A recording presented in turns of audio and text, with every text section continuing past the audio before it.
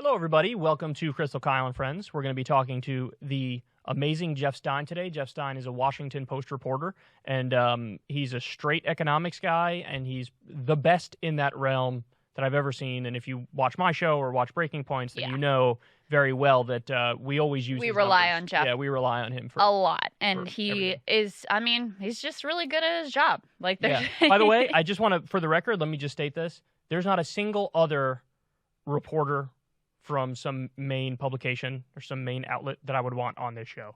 Not a single one. He's the only one who really makes the cut, in my mind. I like the outside, like David Sirota, great. Daily Poster, Jordan Sheridan, great. Just the Sludge, all the, like the Outsider, the people who are really, the labor reporters. Yeah. Who's the one you talk to all the time? Kim Kelly's her name? Yeah. Yeah, she's wonderful. So, like, there are outsiders who do great work, but very rarely is there somebody inside the club who's, like, just spitting facts, and that's what Jeff Stein does. I might put a couple other people on that list, but Wrong. Certainly Jeff is at the top of the list, and I want to get into him, like, with the nitty-gritty of what's going on and what we can expect, because no one has better visibility into that than he does. Yeah, so you're going to learn all about the debt limit, the debt ceiling, what's going on with that. You're going to learn all about reconciliation, what are we likely to get, what's possible to get, so on and so forth. So anyway, I really look forward to that. But before we get to that, so Bill Maher, I'm embarrassed that I ever liked this guy. You know what I mean? But I know where it comes from, though, and we've had this conversation before. But I know, when I'm in my early teens, and this guy's got that, like, arrogance and certitude, and cockiness about him, as, like, an unsure teen, you look at that and you're like, ooh, he knows stuff. Like, I want to be like him. I want to carry myself the way he does. Yeah. This level of confidence and which is funny because in the world. You've told me that actually behind the scenes is a little awkward. Yeah, I would say that's fair. And I would say I had a very nice experience on his show, I'm going to say. And, don't soft pedal it. Okay. He's awkward. Anyway, but I want to defend you and say his politics have changed. They have, but, I overlooked certain things that I shouldn't have overlooked anyway. It's not like his politics were much better in a certain time frame, but it's not like they were ever really good. He had huge blind spots. I remember on Politically Incorrect, he defended the Vietnam War. Really? Yes. And there was always little nuggets like that he would drop, and I'd be like, what? You're like, that was weird. Anyway, but he's still good. He's just wrong in that one thing. And then now he's just gone to Boomerville. It's a mess. So anyway, Bill Maher, this is a title in Salon. Bill Maher defends Joe Manchin and Kyrsten Sinema and says they have their thumb on average voter. So I know. So let me just read everybody a little bit from this. They say real-time host Bill Maher defended an obstructionist streak among moderate Democrats this week, saying Manchin and Sinema, quote, might have their thumb more on the pulse than the average Democrat, than the hundreds of other Congresspeople and Senators who support advancing the $1.5 trillion bill and the $3.5 trillion bill.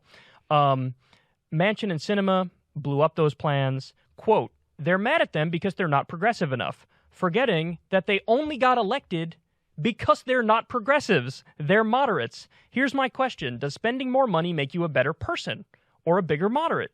Maybe these two might have their thumb on the pulse on the average Democrat in the country.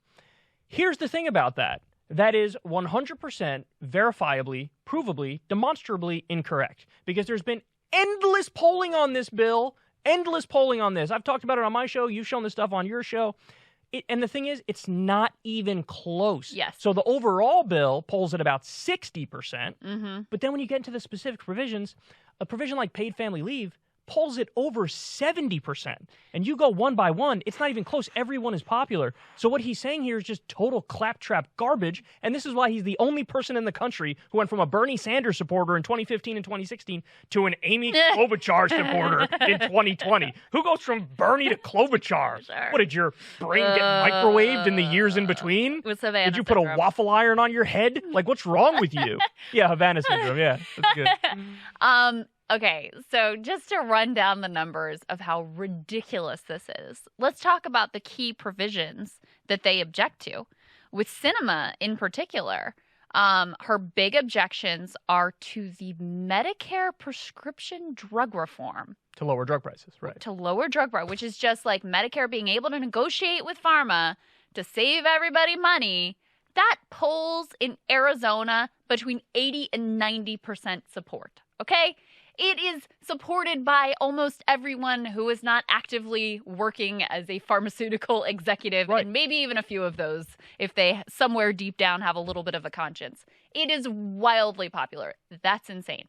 The other thing she has a big issue with is taxing the rich and taxing corporations. I did a whole monologue over on Breaking Points about how taxing the rich is one of the more popular provisions that's even being proposed here. People see the way that this is rigged, the way that they get screwed, the way that the Bezoses and Musks of the world and Bill Gates and all of these people get off paying virtually nothing, and they're all for lifting taxes on the rich and on corporations. So this idea is completely insane. Joe Manchin, he wants to means test everything. He's saying putting up choices of you can either pick between paid family leave, the child tax credit, or affordable child care. Says pick one of the three, like we're in the movie Saw. I want to play a game. Poll on all of those. And every single one of them in the state of West Virginia, wildly popular. Now, what I will say is that Democrats in general, in West Virginia in particular, but also somewhat in Arizona, are not that popular. And so when the media does a terrible job and is just like, oh, they're standing up to Democrats, then that gives them some juice with Republicans. But even that, Sinema's being like made into some hero on Fox News and other conservative. I saw her approval rating with Republicans is still like 40%. So even with them saying you're amazing and you're great and thank you for standing up to the Democrats and their big spending socialism or whatever, Republicans are still not with you. So it's absurd. And the last thing that I'll say on this is I think it's once again a confusion and a lack of precise thinking about different parts of the progressive agenda. Some parts of the sort of more woke left, especially the kind of language and the condemnation and those sorts of things, can be unpopular. That is certainly the case. But to even call these people moderates is so absurd when they are representing the views of like 10 to 20% of the population in their opposition to some of these programs. They are on the radical fringe of society. They are not representing their constituents. They do not have their finger on the pulse. They are standing in the way of progress because they are bought and paid for, and that is the bottom line. To your point, and I've seen this now, this is the only trick that the right has on this front and that a lot of people in the media have on this front is I forget which publication it was in, but there was a publication that described the bill as a woke agenda. And I remember reading that going, this has nothing to do. When you think about wokeness, what do you think about? Some college kid with pink hair who's protesting to say, I don't want Ben Shapiro on my campus. He's, right. His words are violence or whatever the fuck. Am I against that? Do I think Ben Shapiro should be able to talk again? Of course Ben Shapiro should be able to talk again. Like, that's not hard. But to just break out the word wokeness as if that, blows up the entire conversation. Mm-hmm. We're talking about paid family leave. We're talking about getting health care to people. We're talking about elder care and pre-K. None of that has anything to do with wokeness. So this gets to the question about Bill Maher. What the hell happened to Bill Maher? I mean, listen, my theory is it's multi-pronged, but Trump, for one thing, broke his brain. Yeah. Where he went from we need transformational change. The way forward is to catch us up to the rest of the developed world. He used to talk about that all the time. He went from that to Klobuchar, who's a status quo manager extraordinaire. And also, I just think he doesn't probably have any normal friends anymore in a normal income bracket. So he doesn't talk to regular people, and he can't really see the pain and hurt out there. So now it's all just a partisan political game to him. And the other thing is, to go back to the wokeness point, he went a little bit too far down that IDW pipeline, intellectual dark web pipeline, where it's you just start to only care most about wokeness, and you just associate the so-called far left with wokeness. So therefore, even Bernie in 2020, it's he's gone too far, he's too woke to win or to support or whatever. And it's just brainworms, Bill. You have brainworms at this point. What's your theory on them? I think your theories are pretty good. They always are. Because, the Klobuchar thing, the way that he explained that is we just need generic Democrat. Right. And that's what she is. And if you're making that case that all you care about is getting someone elected. Right. Policies don't matter. It's impact on human beings don't matter.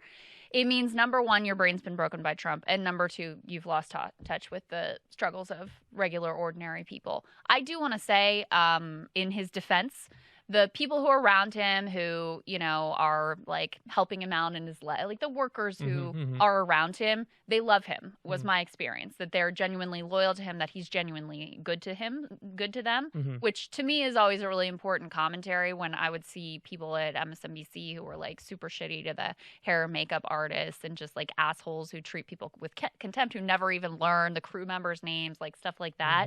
I think that is very telling and very important. So this isn't a judgment on his character, but I do think that your theories are probably pretty good theories. Yeah, and just the final point I want to make about this is he ended up using the mainstream media trick in his segment here because he kept going back to the amount we're spending, what's the top line number. And so when you say 3.5 trillion, 3.5 trillion, 3.5 trillion, yeah, that sounds like a lot of money. And so it can make you recoil a little bit. But what you're doing is obfuscating from here's what's in the bill. It's not 3.5 trillion where it's all going to some Wall Street schmuck. It's not 3.5 trillion where we're going to bomb Burundi. It's 3.5 trillion, which, by the way, is paid for with tax increases on the wealthy. And it's to give people pre-K and give people college and all sorts of wonderful things that virtually every other developed country has anyway. So to see he's at this point now. Yeah. You're defending Manchin and Sinema in the middle of the most important fight we've arguably had on the economy since the New Deal, and you're defending the obstructionists who are basically Republicans? Get out of here, Bill. Retire, old man. Just move on, dog. Like, it's over. It's done. You and the 17 grandpas who watch you can go have fun in the nursing home for all I care. It's a sad state of affairs. It sure is.